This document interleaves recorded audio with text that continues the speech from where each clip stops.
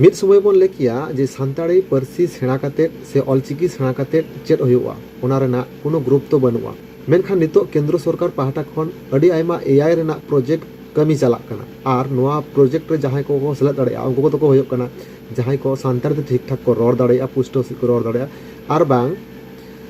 ऑलचिकी ठीक ठाक को बाड़ाया नुकु गोगे नोआ रको अप्लाई दाड़ेया कना आर उनकाना तेहेन मिटांग जॉब अपॉर्चुनिटी अगु काते गिन हेज सेटर तो मेनखान ओना दिकते आरो जस्ती बाड़ाय लगित ते खान नोआ वीडियो एतो खन मुचाद धरि नेल ताबन पे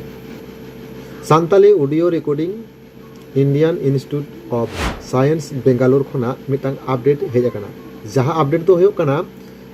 एआई रे कमी लगिते हड़ को हतावेत कोआ नितो जहां दो होयो कना ऑडियो रिकॉर्डिंग बखरा हड़ को हतावेत कोआ आर नोआ ऑडियो रिकॉर्डिंग बखरा हड़ जहां को हतावेत कोआ नोआर दो मिनिमम एडुकेशन क्वालिफिकेशन दो एजेस दरकार कना आर ओना साव सावते उनी जहां हड़ नोडे अप्लाई आय से जहां नोआरे कमी लगी जहां को इच्छा हेना तबा नुकु जहां को बन अप्लाया नुकु को दो सानताड़ी भागटिक बाड़ाय दरकार मेने सानताड़ी ते भागटिक रोड दरकार सावते ऑलचिकी हो पुष्टो सही बाड़ाय दरकार कना आर ओना लकाते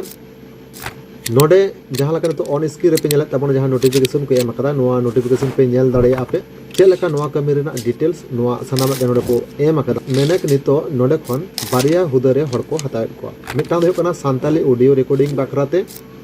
आर मिटांग दो कना ट्रांसक्रिप्शन बखराते दो मिनिमम ग्रेजुएशन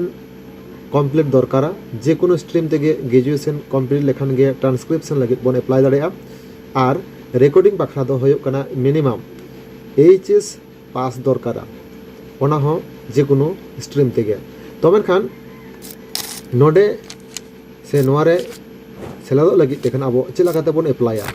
अब नितो नोडे जहां लका ऑन स्क्रीन रे पे नेला तबना व्हाट्सएप नंबर नोआ व्हाट्सएप नंबर रे व्हाट्सएप ताबन पे आपे मेल आईडी आर फोन नंबर एम ताबन पे ओना साथे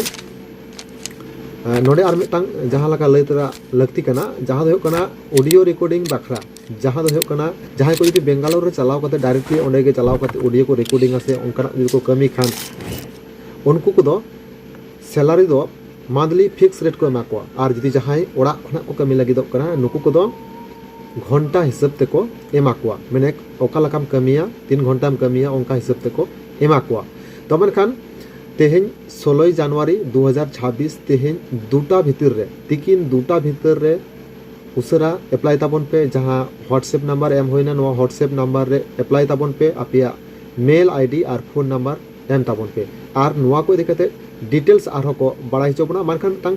हुडिन जो मिटांग अपडेट ताहा का नो अपडेट बड़ाई चोके पिया नितो सनम जगह रे जहां कमी चला कना आर कमी लगी ते जहां का हड़ को लगती कना हड़ को लगा कना नोआ रेना अपडेट हो नितो आपे सानम जगह रे पे नेल दा पर एआई रे कमी लगी ते नितो जहां लका सानताड़ी जहां को ठीक ठाक को बड़ाया माने सानताड़ी ते भाटी को रोड दाड़े पुष्टो सही साथे ऑलचिकी को बड़ाया नुकु को लगी मिटांग मिट मारंग अपॉर्चुनिटी नितो चला कना तो मेनखान बांग बिलम कते तेहिन 16 जनवरी तिकिन दुटा भीतर रे अप्लाई ताबन पे मानखान मुचाद सनम के जोहार।